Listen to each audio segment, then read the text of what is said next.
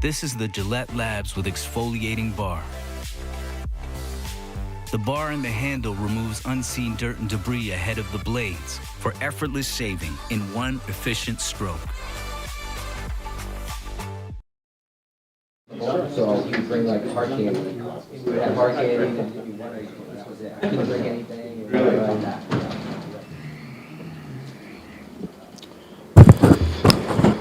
All right, afternoon. How we doing? Ravens week. So, as always, good football team. You know, they've been Steve Bisciotti, Ozzie, now DeCosta, John Harbaugh. Been a model of consistency down there. You know, put out good teams every year, well-balanced teams, you know, offense, defense, and they're always good on special teams. So it's been a big challenge for us this week. You know, looking forward to digging into these guys, getting ready to go on Sunday. I think the Miami game really just showed how explosive they are with the kickoff return, long run, long pass for touchdowns. You know, we know they can score on defense with their ability to create turnovers. It's one of the best turnover teams, you know, in the last, 5, 10, 15 years, wherever you want to track it. Strip sacks, ball hacking guys in the secondary, and an outstanding kick blocking team, both field goals and punts, so and returns. So they can really hitch on just about every play if you're not careful. Got to play a good fundamental game. Have to play a smart situational game, and you know, it's a physical football team that likes to run the ball. Complements that with some explosive pass plays. And obviously, Andrews, one of the top guys in the league at his position. Big target, great hands. You know, makes all sorts of plays for him. You know, they had a huge year last year and is building on that this year. So, and just a well-balanced team. It's going to take good effort from everybody all the way across the board to do well Sunday. But that's what we're gearing up for. Bill, after starting 2 weeks on the road, how nice is it to get back home, normal home schedule, and have the fans back here at Gillette Stadium? Yeah, always good playing home. Bill, I know it's only been 2 games with Mike McDonald as defensive coordinator there, but any similarities to what the Ravens have been for years? I know he has a Ravens background. Yeah, he was there for 6 years. So. Pretty similar then. Pretty similar. Yes, pretty similar. Yes.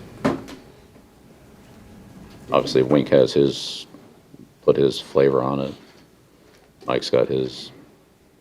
Again, it's 2 games, so we'll see how it all plays out with more evidence in. But right now, there's certainly a lot of carryover from what they've done in the past. But there's some differences too. So you can see it's not the same, but it's similar. Did you guys do much work on Lamar or get to know him at all in 2018? Yeah, he visited here. What do you remember about him during the pre-draft process? Good. Yeah, it's good. It's good. Great visit. Spent a lot of time with him. Yeah, really interesting guy. How have you seen him grow in the league?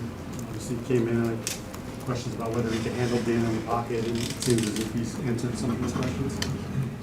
Without a doubt. It's the type of player that's a MVP type of candidate. So I think he's more than answered him. But we'll see what his contract is. That'll answer him.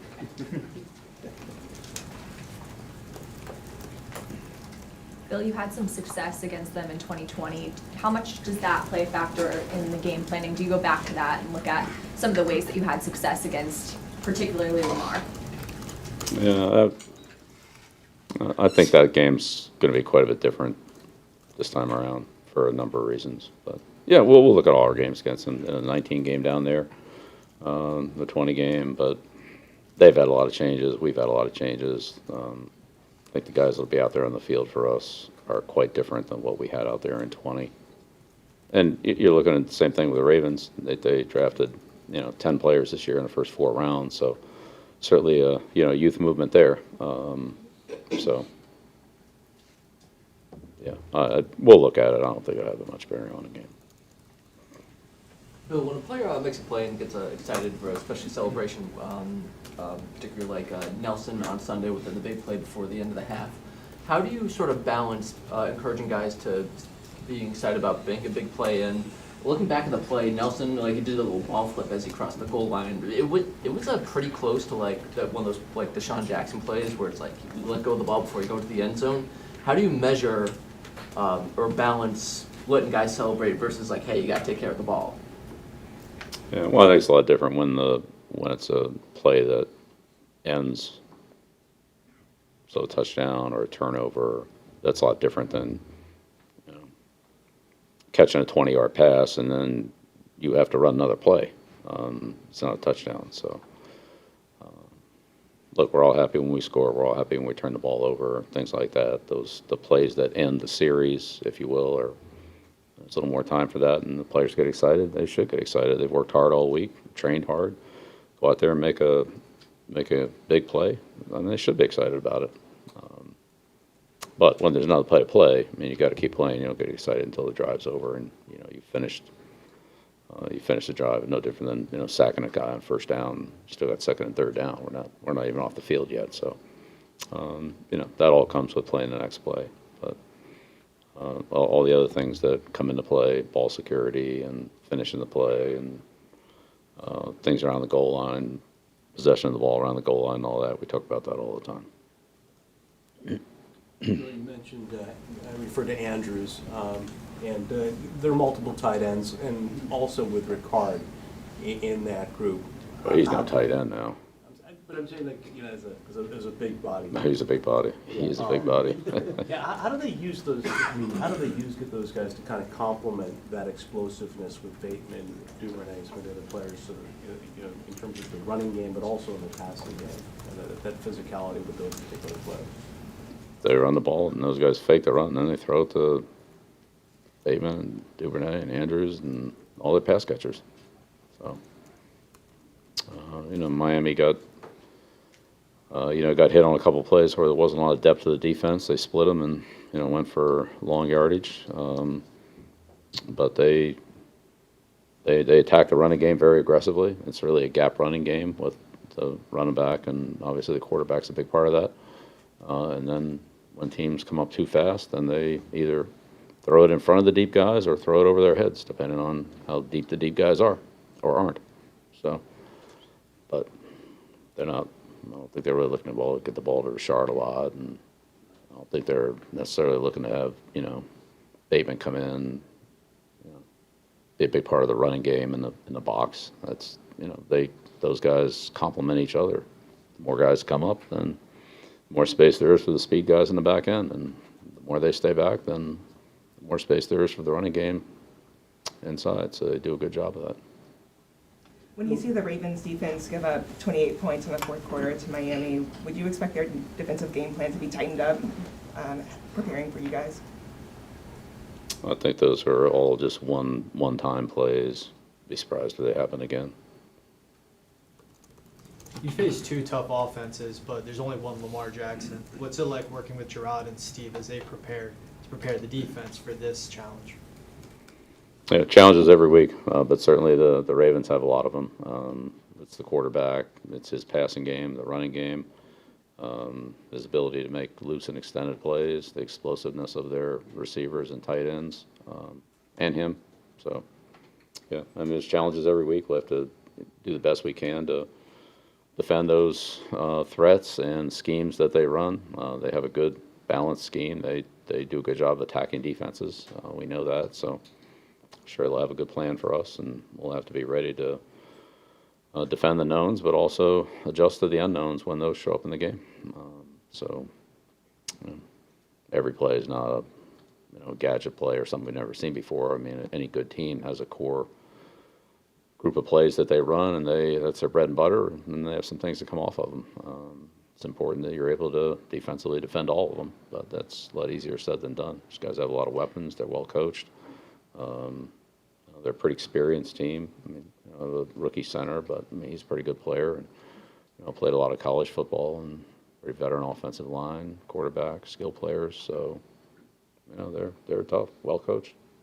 Does Lamar Lamar remind you of anyone over your years as a coach, as a passer, or the way he runs? He's pretty good. I don't know. He's got a lot of talent. Bill Yates starting the game from the sideline as opposed to up in the booth. Is that a setup you plan on keeping moving forward? Possibly. Take a look at it. I guess, why did you make the change? Just we thought it was the best thing for the team. Bill, I wanted to ask you about physicality. In the aftermath of the game, Nelson talked about wanting to play with an edge. I think he broke a couple tackles. Jacoby finished a couple plays at the sticks, close plays that he powered through. Talking to Slater on Monday, he said, we want to be the hammer, not the nail. How important is that part of the game for you? Like, is that when you're saying, hey, these are the things we have to do, is that at the top of the list pretty much every week? Yes. Yeah, that sums it up. Why? Thank you. Bill, over the 3 stints, Jamie Collins, what have you liked about him as a player over his time here? Yeah, no, Jamie's, I love Jamie. Great kid, he's been good for us. Not on the roster. Jabril Peppers, how would you just sort of characterize his playing style? We'll see. I mean, I haven't spent a lot of time with him. Played a little bit in the preseason, played a little bit these last couple of weeks. I think he's developing, a role and a style in our defense. We'll see how it all plays out. He's smart. He's tough. He's aggressive. He wants to be involved, but there's also a level as a defensive back where you have to have a certain degree of patience and decision making. There's usually nobody behind you, so it's a little bit different than when you play, nose tackle. There's some people behind you.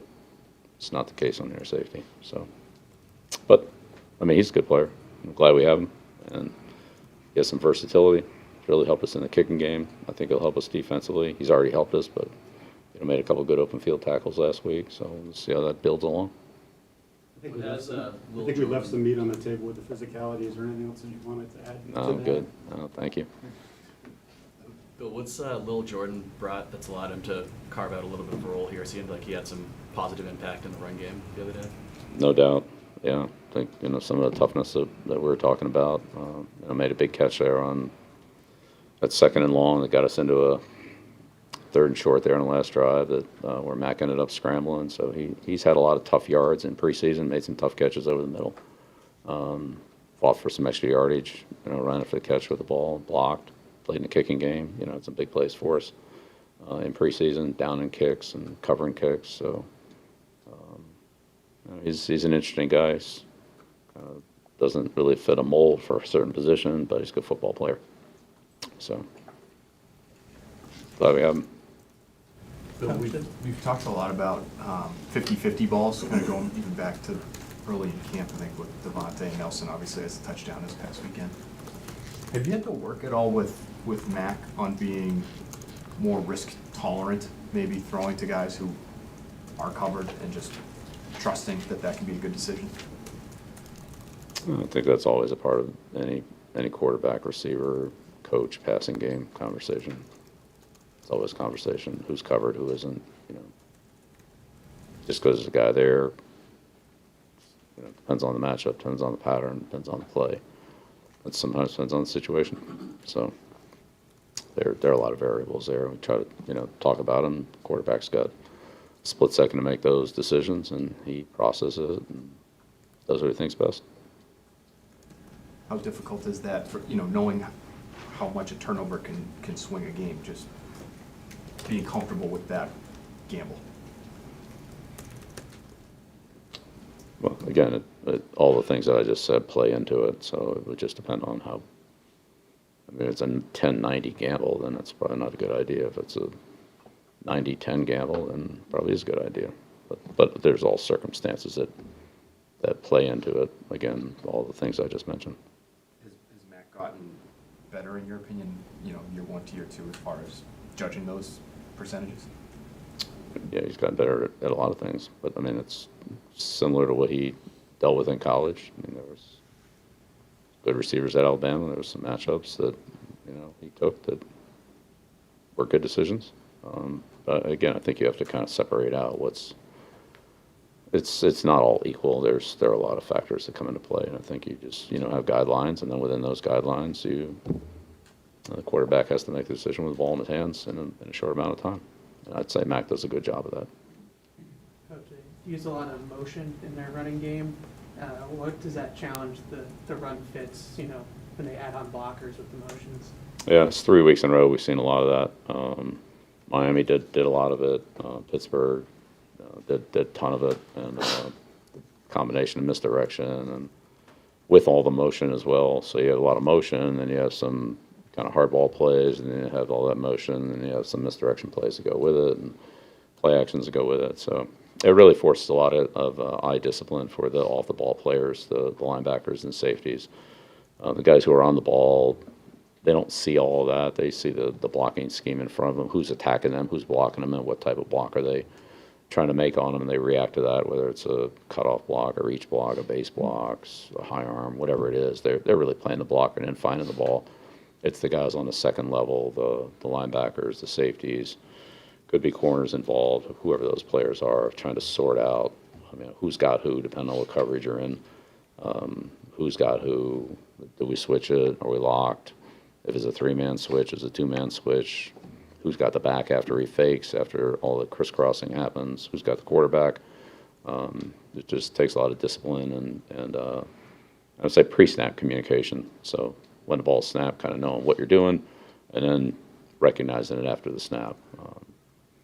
Pre-snap communication is fouled up, then it's hard to get it right. So it starts with that, and then everybody has to kind of see it the same way, and there's multiple things to see.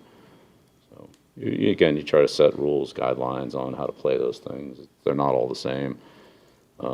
It's difference between a tight end missile motion across, a wide receiver missile motion across, a back missile motion across. Those things are all, the offense does that to try to keep you off balance and keep the defense confused or hesitant. And so they're kind of look the same. They're not all the same. That's the idea. But we have to classify them the way we classify them, and then, as I said, all see them as they unfold, and it's challenging. So yeah, and the Ravens do a good job of it. They do a great job of it. Final question. Bill, can you confirm that the team's trading Justin Perron to the Raiders? No, but when we can, if we can, we will. Great. All right. Thank you.